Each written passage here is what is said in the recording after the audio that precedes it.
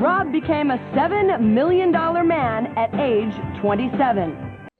AKA Padders. If it's Monday, that means it's Extreme Monday. The celebration of Rob Liefeld and Extreme Studios, everything 90s. Now, here's the thing. Sometimes we go outside of the 90s. Sometimes we go in the other direction, the way of the 80s. But the focus is Rob Liefeld, his career, his collaborators, and his overall contribution, not just to American comics, to the American culture. Now, here's the kicker. I loved, admired, appreciated Rob Liefeld's career for my entire life. AKA Padders, I was there at ground zero the day X-Force #1 dropped. I had to have all of the trading cards. But hey, we're adults now. We can look at things. We can be critical. So it's Rob Liefeld, Extreme Mondays, the good and the bad. Rock and roll.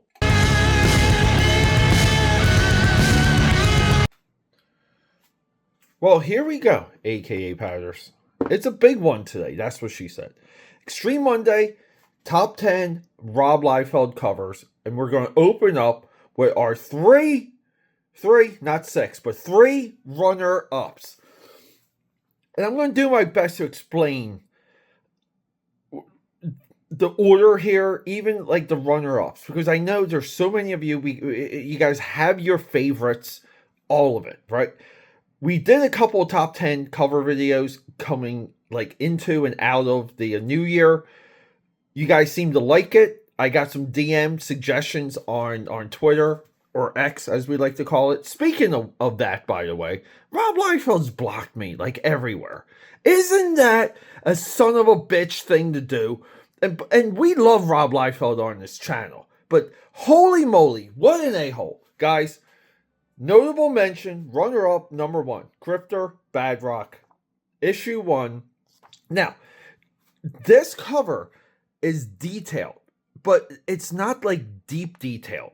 And by deep detailed, I mean there's and you're going to see this with our number 1 book, and we'll compare it. There's something to like blowing up the artwork, or Rob Liefeld having like a loose sketch that he's able to hand off to like John Sybil or Danny Mickey. And you might say like, well, Pete, like how do you know this was a loose sketch? Well, look, some of the identifiers is the cross hatching around Bad Rock's shoulder here.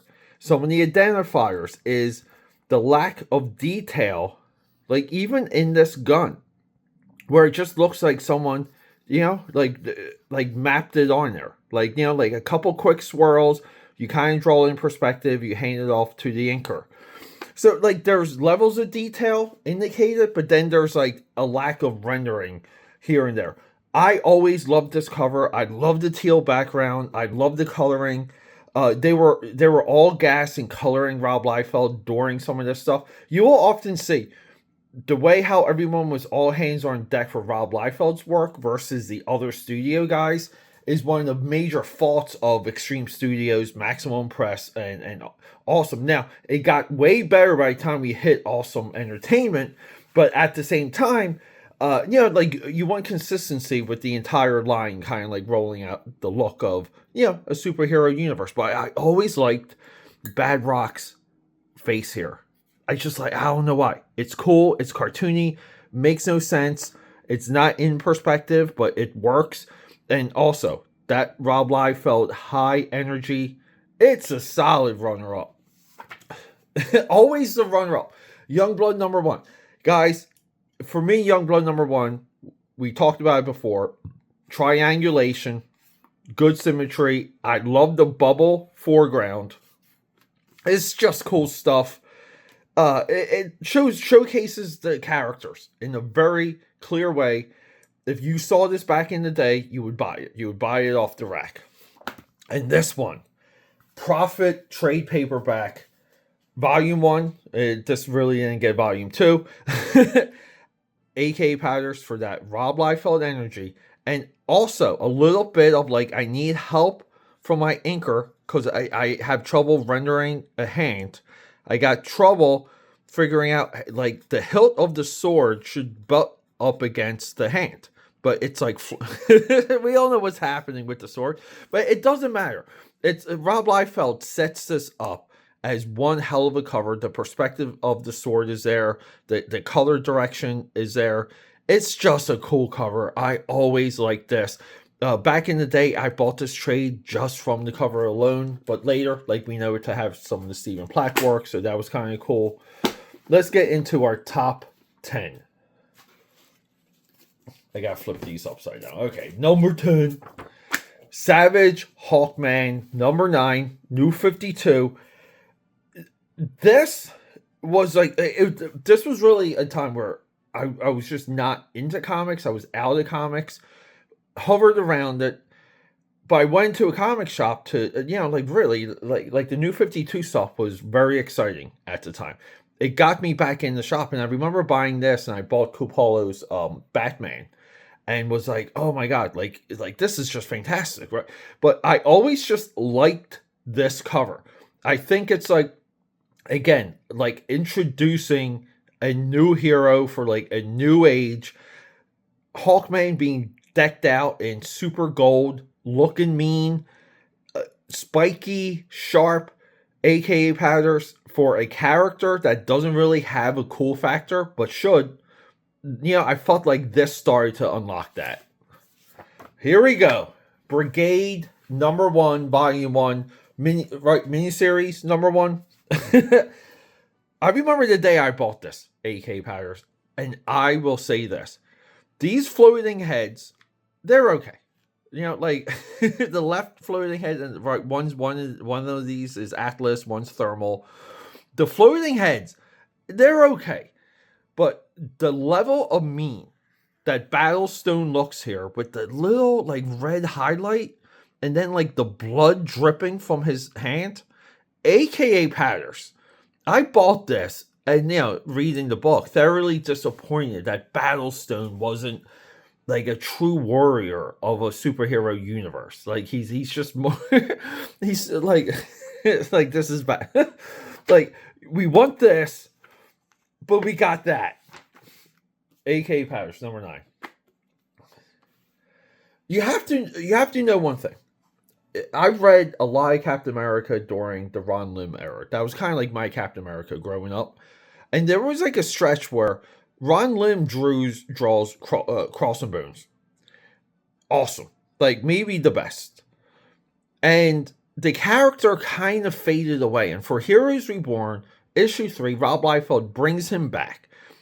The coloring for this, where we kind of have this like glow of the rain just like hitting him, which is something you kind of see in the real world, right? Like it's such a awesome observation.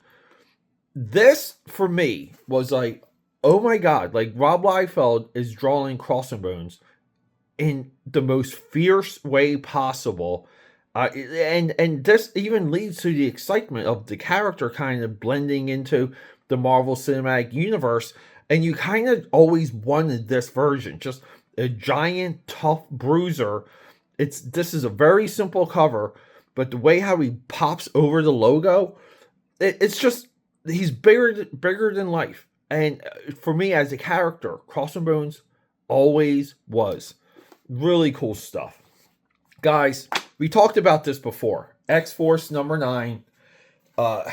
When I was younger, seeing Cable's face torn up here for the first time, it rattled me. Like it's obvious, right? Because clearly he has like a metallic eye that shines, right? That sparkles. He's got robotic arm, robotic like we know he's robotic. We know he's cyborg. But to see that he's, like truly part machine and him like having his face torn off, it's almost like his identity is shedding. Like deep psychological stuff happening here. You bought this and it's like you couldn't read it quick enough. And then on top of that, the shirtless Shatterstar, the torn up Domino or copycat Domino. It's not quite Domino, right? Super effective. loved it. The bloody sword. We're all gas here. Guys, Youngblood number 8. This was during, right, like Rob Liefeld kind of backs away a little bit. The Extreme books march on. And the Youngblood Monthly was held up. The consistent book at this time was Team Youngblood. But Rob Liefeld comes back. This is one of those covers of that comeback.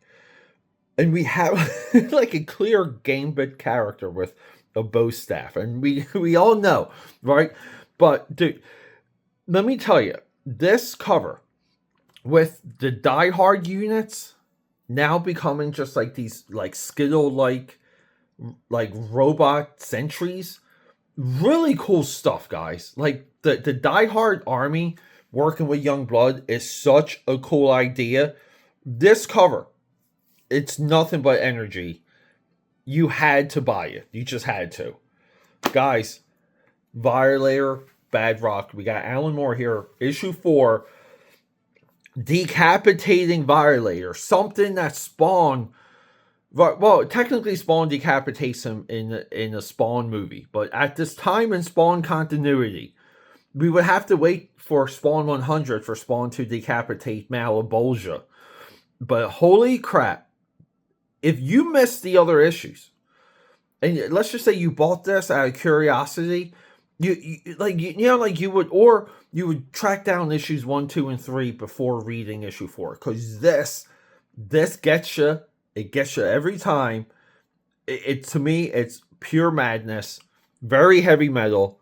Loving it, guys. Maybe you weren't expecting it. I just picked this up yesterday. Actually, there's a haul video coming where I talk about this.